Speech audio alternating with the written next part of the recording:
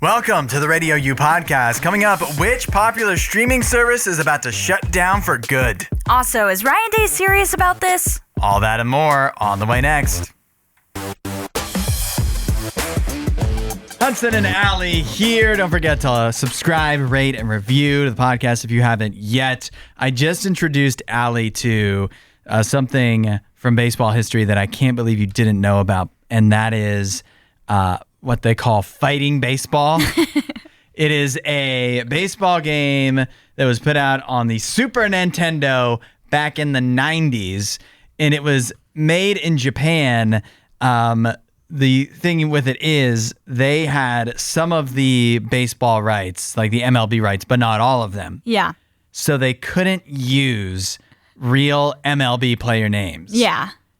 And the way that they got around that is hilarious. It's so funny. And so we just spent so much time looking at the names of these players that they had to put in the game because they couldn't use the real life baseball players of the time. Yeah, they had to like change one letter or, just come up with something new entirely, which most of these new names are crazy. Yeah, like the iconic name, like if I say this, many people will recognize this game.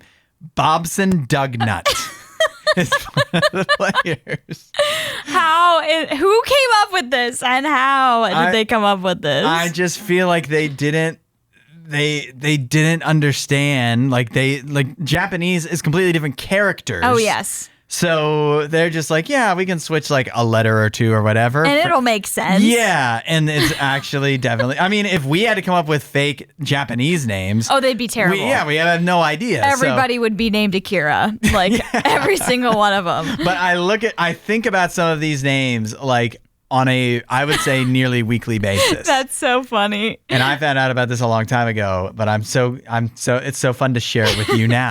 I mean, reading these names out loud, it really does make me like, it's so funny. Like one of them is Dwight Rorchigel. But they left the H out, so it's Dwight. Yeah, Dwight Rorchigel. Like, why? There's Why? Sleeve McDykel, which is clearly they had Steve, they had McMichael. Yeah.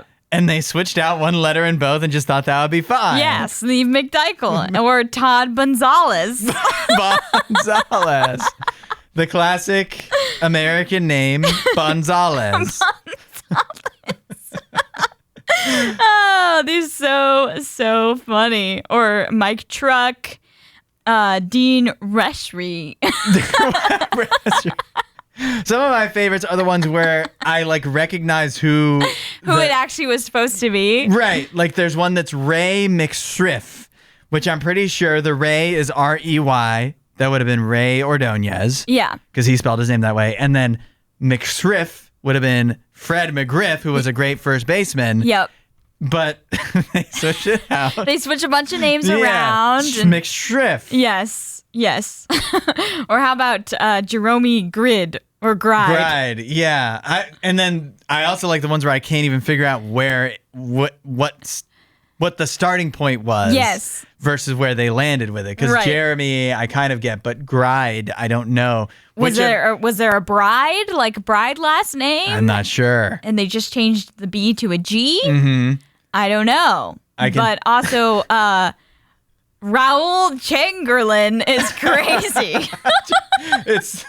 Chamberlain? It would be Chamberlain, like Wilt Chamberlain. Yeah. But they changed the B to a G. I'm wondering if they did that with all of these. All the G's got changed to B. Could that like be? all the B's got changed to G's. We need to. I want to look into that. Yeah.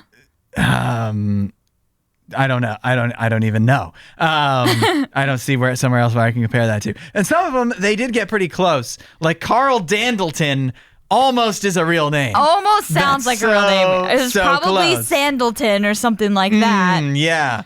But they were on the right track. Mike Hernandez, they clearly just changed one letter, though. Yes. But it's funny how just changing one letter can make it so obviously fake. Right. Whereas Carl Dandleton, they probably did the same thing, and I can't tell. I don't know what the name comes from. Right. Just like one of them is Willie Dustis, You Clearly, can tell. it's supposed to be justice. Obviously. But Dustus is almost better, in my opinion. I just caught this one again. Scott Dork. But it's spelled like French, basically. Dorque. Yeah, like Dourque, which in hockey, I know there was players named Bork spelled that way with a B. Yes. I don't remember any baseball players being named Bork, but so now I'm wondering if they were crossing over sports because Bobson Dugnut, there was a hockey player named Ron Tugnut. Oh. That's what I always associated it with. They just pulled a bunch of American sports names and changed them a little bit. They just had a huge database. Yeah. That spanned probably all sports. Well, what about this one? Shown Forcate? Forcate? Which definitely seems like it should be Sean. Yeah, but it's shown. Shown. But what is Furcate? Furcate. Yeah. I hate when I get shown a Furcate. One more. Wait a minute. Okay, two more. Daryl Archideld. That feels like they combined two names into one. Like it's Archibald and something else, and they rolled it into one. Archideld. They were like, Daryl Strawberry needs a new last name. And then this is the evidence that they must have taken other sports names and put them into baseball. Anatoly Smorin. There's never been a baseball player named Anatoly. Never been a baseball player. That's so Russian, and there's no way there's ever been a Russian baseball player. Obviously, they pulled hockey names. Yeah. Wow. And this is just like one of many. Like I could go through this all day and I'd laugh so much. Same. I think I want to name my son Sleeve McDykel. Yes, in honor of. I think I got to do that. In honor of fighting baseball. Huge baseball fan, and so I have to carry it on. Is you sure you want to go with that and not Bobson Dugnut? Heinz is collaborating with Smoothie King to make a ketchup-flavored smoothie. 8772 RadioU. I had so many people sending this to me yesterday. Nene talked about it on his show because obviously if anybody's going to try a ketchup smoothie, it's him. I was going to say, was this Nene's idea? Like, did he leak this to Heinz? Like, hey, you need to do this? Because I feel like this is a Nene thing. He's probably been sending them messages for a while, like trying to get them to do this. To anybody that would listen, and now his dream has come true. He was excited. He said he needs to go to a Smoothie King and try this. Oh boy, maybe we need to do a food fight with Nene and have the ketchup smoothie. Yeah. Although I don't know how excited I am to try this. Well, listen, it's a ketchup smoothie, but what it really is sweet acai sorbet, fresh apple juice, ripe strawberries, tart raspberries. All that sounds fine. Sounds good. Sounds delicious. And then a dash of Heinz ketchup. Oh. And what Nene said is he said he somehow preempted all criticism of this idea. Oh, yeah? He's like, y'all already drinking tomato juice and putting tomatoes and other kinds of vegetables in your smoothies.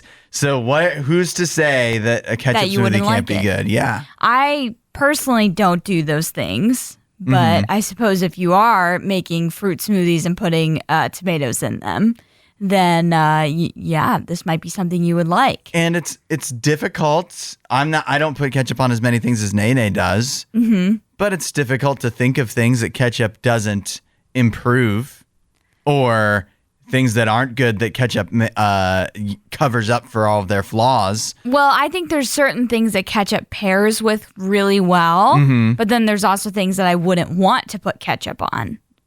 I think here's what I'm saying though. Name one thing you put ketchup on that you're like, I wish I didn't put ketchup on that. That made it taste worse. I don't know if I've had something where I'm like, I wish I didn't put it on there. Boom. But end of the story. But that's the argument. There's things that I wouldn't want to try, like ice cream with ketchup. Well, no thanks. You know what that says to me? That you have a closed mind. And yeah, you need to expand your horizons. I am willingly admitting that I have a closed mind when it comes to ketchup with ice cream. No thanks. You know what I think? Sarah texted in. She said it sounds abhorrent, and she likes ketchup, but whatever floats your boat. I like ketchup too. I think this is to get children to like smoothies.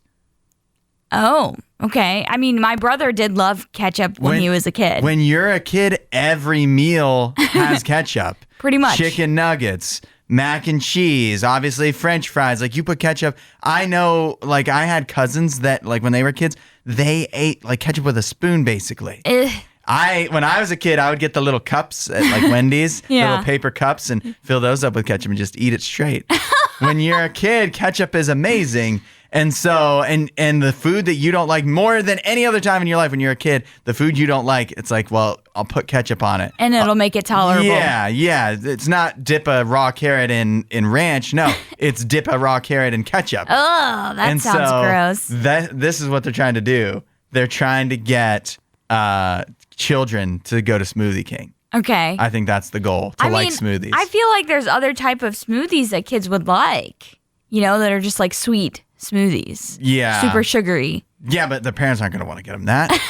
They're trying to raise them right. But they'll get them a ketchup one. Yeah, they're trying to make it actually seem healthy.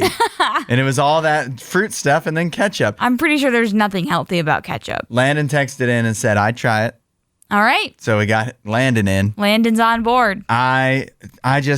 It's just a thing of like, you can't knock it until you actually try it. I'm willing to try it. I don't think I'll like it, but I'm willing to try it. I do have bad news. What? It's only at select locations, and I don't think it's near us. Oh. I think like the closest it would be was Chicago or something. What? Yeah, it's like only the major cities. That's crazy. And only the Smoothie Kings some of those Smoothie Kings. We're both jonesing for football here in the RadioU studio. Good thing that we get preseason NFL tonight, and there's going to be college football, real actual games before the end of this month. Yeah. We're only a couple weeks away. And then I saw this headline that Ohio State head coach Ryan Day says that the starting QB battle between Julian Sayin and Lincoln Kienholz, am I saying those both right? Yes. That it's going to come down to the wire and it's too close to call. Yeah, this is surprising because I feel like every national analyst I hear talk about Ohio State as I'm like starting to get into, football. I'm watching all like the previews of the season or whatever. It's so exciting. Projections and all of that. And so everybody that's talking about Ohio State, they only really mention Julian Sayin. But yet anytime Ryan Day is asked about this quarterback situation, he always mentions Lincoln Kienholz. Now, I believe Lincoln's been on the team for like 3 years. So he's a junior, I think. So he's been, in the ranks, developing, working hard. And I guess this QB battle is a sign that maybe potentially he could start. But Julian Sayin, one of the top quarterback prospects from a couple years ago, I think, or a year ago, I think a 5-star. So, it's a lot of people just assuming it's going to be him, but maybe not. Do you really believe him then? Well, because I can think of some reasons why he would be saying this. Right, he would be keeping it close. Maine, first of all, is that they're playing Texas right at the beginning of the year, huge game. And anything you can do to keep Texas guessing, even if it's just like, well, we got to prepare for Lincoln Kienholz too, as well as like we think it's going to be Julian Sayin, but we got to prepare for the other guy too, just in case. Just anything that can take away from their main preparation, that can be a positive. Yeah, I mean, in all honesty, I do think it will be Julian Sayin, which makes me think that Lincoln Kienholz at that point will probably just transfer out to play somewhere where he can actually start. That's the other thing I'm thinking. Yeah. He's been there for a while. He's been there for, I think, at least 2 seasons. Last year they had Will Howard transfer in to take the starting job. So if Lincoln Kienholz was any good, why hasn't he either played at Ohio State, or if he was any good, at least he would transfer out to somewhere where he knows he could start. But I feel like maybe he doesn't even know he'd be able to do that somewhere. Yeah, that's a good point, because the only game he started was a really bad game against Missouri that was like a bowl game that didn't mean anything. Yeah, that's right. I remember that. Oh my gosh, that was terrible. So, and he didn't really, in all honesty, look that great in that game. Now, that was a couple years ago, so obviously he's probably better now, because I think he was a true freshman back then. But this is it's an interesting thing to keep tabs on. I think, as you pointed out, Ryan Day is just keeping this close. He doesn't want to give anything away. It'll probably end up being Julian Sayin, but we'll see. Yeah, it's just fun to have these headlines to talk about. Exactly. And soon we'll have actual games. Oh, you can't wipe the smile off my face. In Canada, there was a recent brush fire started in British Columbia, and authorities have an interesting explanation for how they think the brush fire got started. They believe the Ashcroft Fire Rescue Service posted on social media saying that they believe that an osprey dropped a fish onto power lines. They call them hydro lines in Canada for some reason. And the fish got kind of charred. The embers fell on dry grass, which caused a fire to break out. That's crazy. Do you believe that? I think I do. I think that sounds like a reasonable reason why there would be this blackened, charred fish out there, you know, because they had to try and figure out exactly how this fire started, and they found a dead fish in the midst of where the flames were. But why would a fish catch fire on power lines? I mean, you're telling me. I don't know. Why would they? I don't know. It doesn't make sense. I mean, birds sit on power lines all the time and don't burst into flames, right? Is it like the water? Like, well, that doesn't make any sense because the rain. Yeah, right. I don't know. I don't know. Why would this cause a fire? Guys, what's wrong with your hydro power lines are they or whatever? not like insulated properly or something? Or right. Because I thought that if nothing else, like if you were to touch a power line, like you wouldn't get electrocuted unless you're also touching the ground or something like that, you know? I've never known how that exactly works. I'm just always like avoid at all costs. Yeah, I don't want to test it out. You know, yeah, I know I'm not going to put it to the test. But I just thought whatever it is that keeps birds from getting charred by the power lines would also apply to a fish that's dropped on the power lines. I would have thought. I guess not. But maybe not. But since it seems so unlikely, like what are the odds? An osprey's flying by. It happens to decide, man, I'm not so hungry anymore. Well, apparently it got tired is what they said. Which I'm like, how do they know this? Yeah, exactly. How do they know? They're spinning a yarn. They're coming up with a story. Yeah. And so it's just, and a lot of things that are 1,000,000,000 to 1 shots have to happen. An osprey went through all the trouble of finding a fish. And after then hunting flew for it 3 miles away. Caught one, flew it miles away, then decides, I can't find anywhere to eat this thing. I'm just going to drop it. I'm not that hungry anyways. And it happens to be over power lines, and it lands perfectly on the power lines in such a way that the fish bursts into flames, even though it's presumably still somewhat wet, and then falls from the power lines and happens to fall onto dried grass, causing a fire. Is that all? Does that all seem reasonable, or is there something more sinister at play? Oh, I don't know. But also, why would the fish be there if there was something sinister happening? I'm telling you, I think this is a cover-up. Oh, the fish is a cover-up story. I think somebody, maybe they were playing around. I don't know what did start the fire, but I know that afterwards, whoever it was, or maybe it was somebody from the fire rescue, and they're like, they're Canadian, so they're like, we got to come up with an excuse for how this fire started, eh? And they're like, how about throw that fish on the grill real quick there, eh? Throw it on the barbecue grill, eh? And then we'll toss it over there. It'll look like it would say an osprey dropped it on power lines, eh? And yeah, no one will question that. It's the perfect plan, eh? And that's I think that's what happened. That's definitely what happened. And the whole time the osprey and the fish are singing, "We didn't start the fire." So stop blaming them. An Instagram update just rolled out. You might notice some new features the next time you open up the app. 8772 RadioU.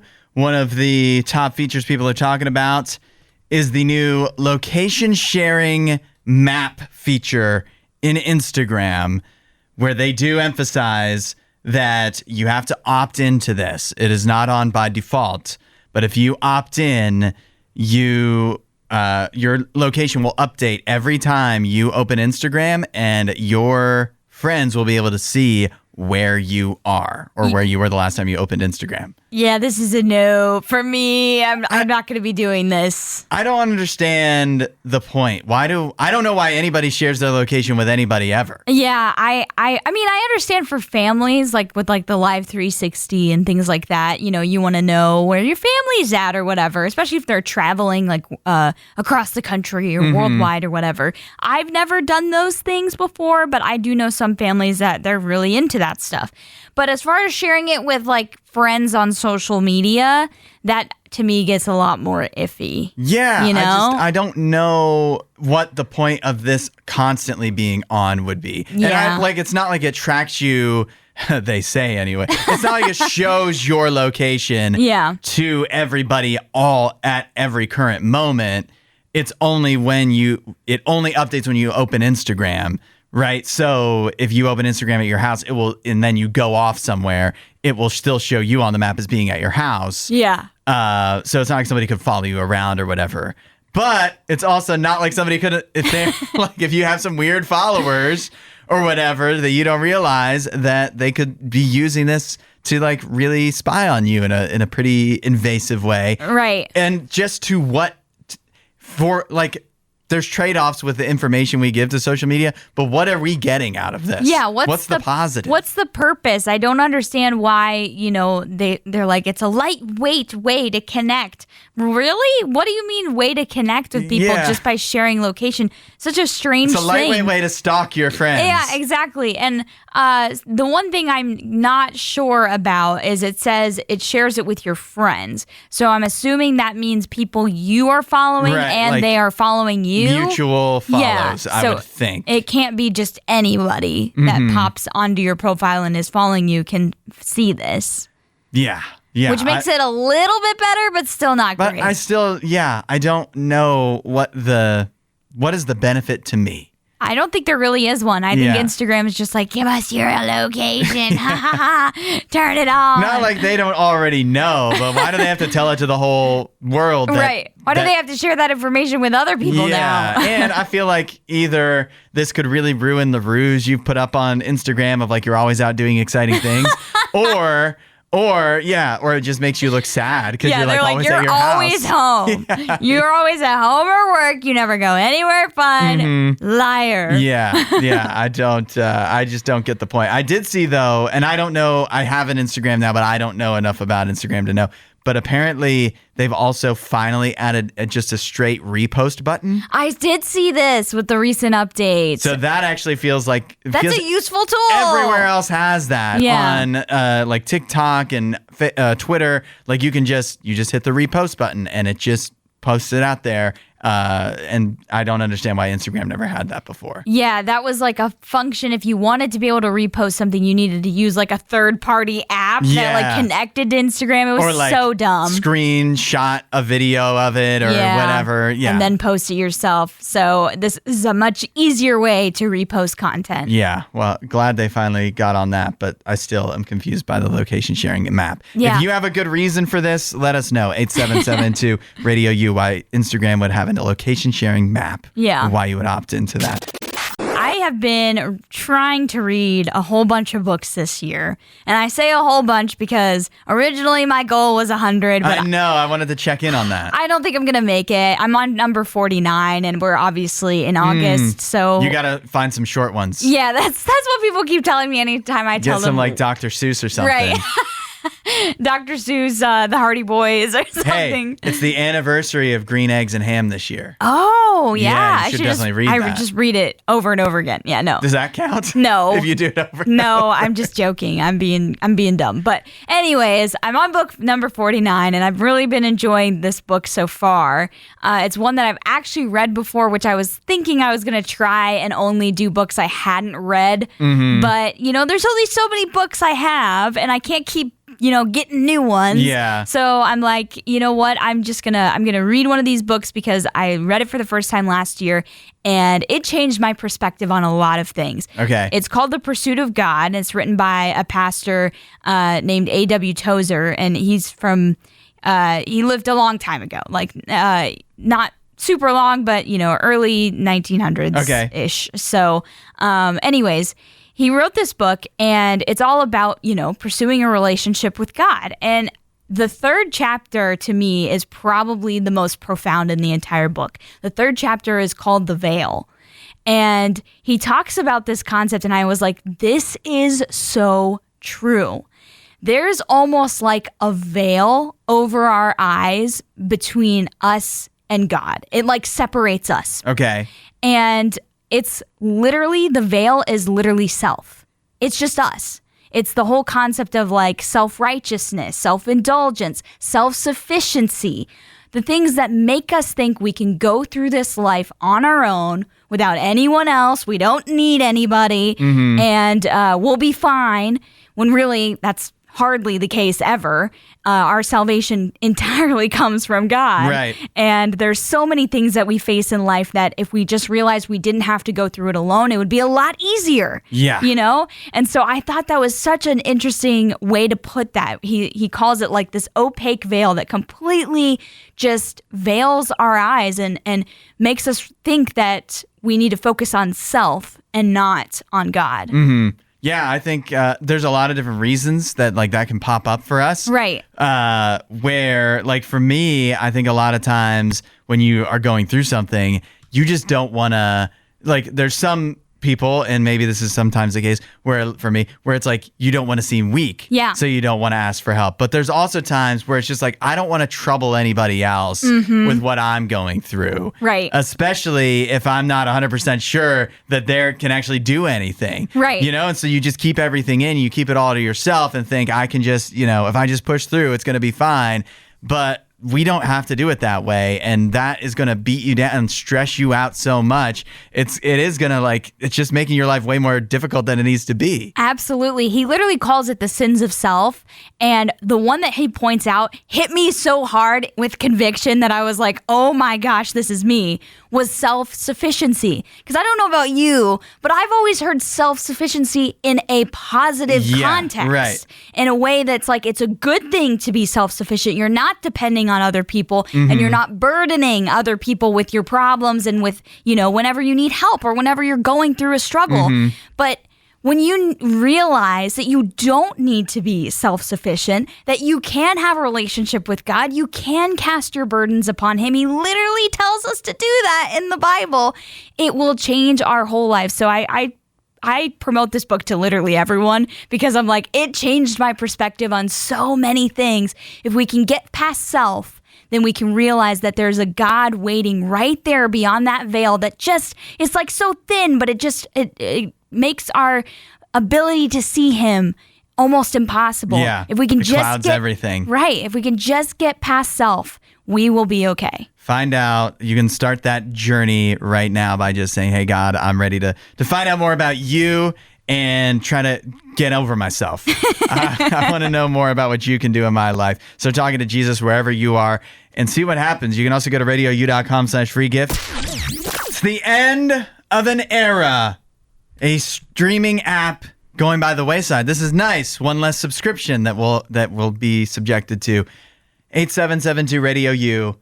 Disney is killing off Hulu. What? Yeah. I feel like we were pretty prescient about this yesterday. Like, I don't want to say we're Nostradamus or anything, but we kind of saw this coming. Fox announced yesterday or earlier this week that they were launching their own streaming service. And we're like, does that mean that like Bob's Burgers is going to go off of Hulu and Hulu's like, what's going to be on Hulu? And now Disney's like, yeah, we're killing off Hulu. It's over. Wow, this is crazy, crazy news. Hulu has been, weirdly enough, the one streaming service that I've had the longest. I didn't get Netflix first. I held out on Netflix for a little bit.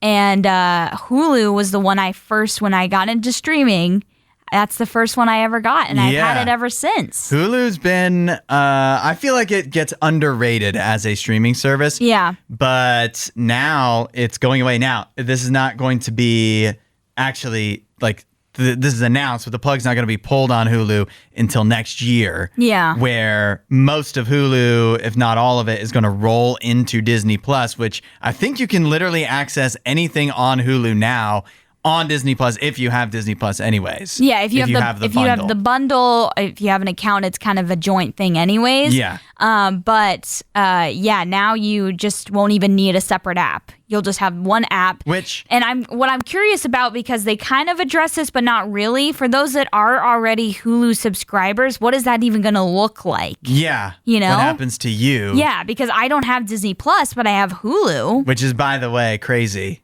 Because you could have just bundled them for like the same price. I probably should have done that, but I've had Hulu forever again, and I never got Disney Plus when it started. I would use other friends' Disney Plus, but now you can't share Disney Plus. Right. So, that Disney never really appealed to me. It never really had much that I was like, yep, I want to get that to watch that. So there was no need for me to have it anyways. Okay, clear this up for me.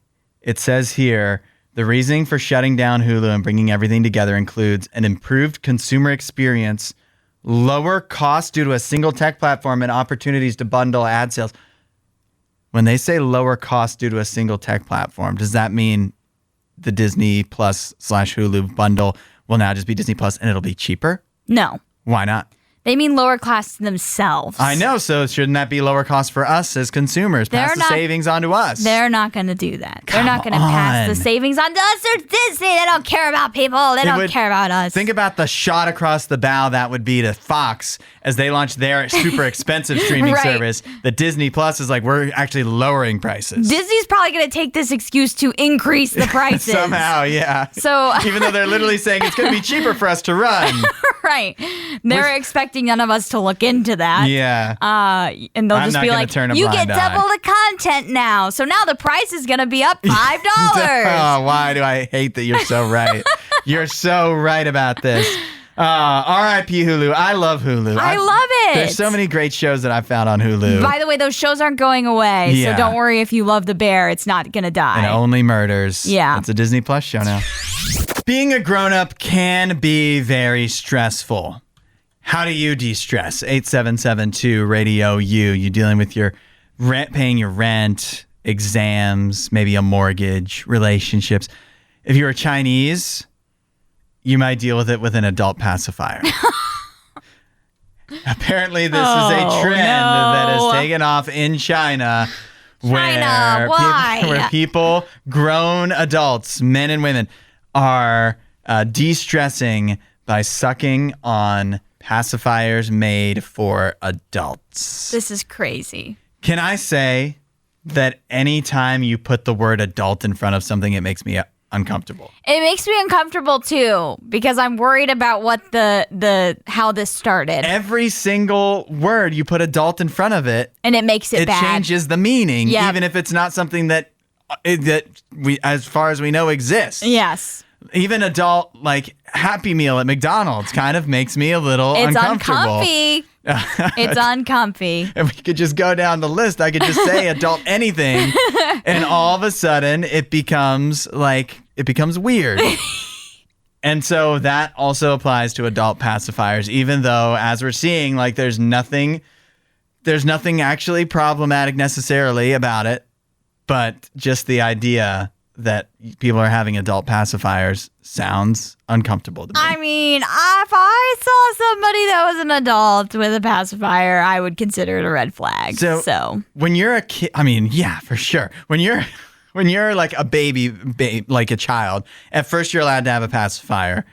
At some point, you're supposed to be too old to have a pacifier, or they try to wean you off of that. And part of the reason of that is because it's bad for your mouth, right? Yes. Like there's many different, it can cause issues with your teeth. Yep. Like if you really do it, because I think this happened to my sister a little bit, or like it was a concern of like it can misalign your jaw. Yeah. If you're constantly sucking.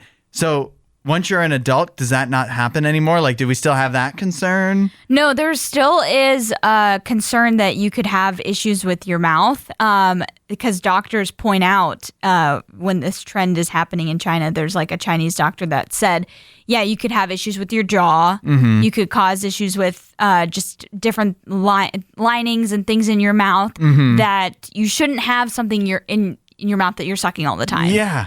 So those concerns are still there. I would say even more so for an adult, because an adult mouth is completely different than a baby. Yeah. So, yeah. You have all your permanent teeth. Right. So whatever you mess up, you're stuck with it. Kind of, at you that have point. teeth. Why, that's also a thing. You're stressed by so many things. Why add? Now you're adding your mouth. Potential more stress. Yeah. You don't even realize. Literally, one of the concerns they said could be ulcers. Well, you don't want ulcers. No thank way. you. Yeah, this is, like, I guess technically, if somebody came up to you and they had an adult pacifier, you would be concerned. Oh, absolutely. But technically, there's nothing wrong. It's just one of those things that technically it's not wrong. But it just makes you feel icky. But it does seem it might not technically be wrong, but it definitely feels like it should be wrong. Well, because even when I see a kid, I the judgmental side of me, I guess, comes out. Because when I see a kid that's above 2, I'm like, why do they have a pacifier, guys? Come on, parents. Yeah, I'm kind of with you on that. Where I'm like, to me, 2 is the limit. After you're 3, get it out. Yeah. Get it out. But I've seen some older kids that have them 4 or 5 years old, and I'm like, come on. They're running around with a pacifier in their mouth? What? This is crazy. I just can't imagine any of my friends or me going up to any people and not even having a pacifier in your mouth, going out in public with this, but just saying hey, Hudson, you seem really calm lately. Oh. You really just mellowed out. What's you your just secret? have an ease about you. What? Yeah. What have you done? Are you taking some kind of medication or what? And nah, I just got an adult pacifier. I'm just pacifying it. I'm not actually dealing with my issues. I'm just pacifying them away. Even saying it, adult pacifier. It's awful. Thanks for listening to the RadioU Podcast. Don't forget to rate and review the show.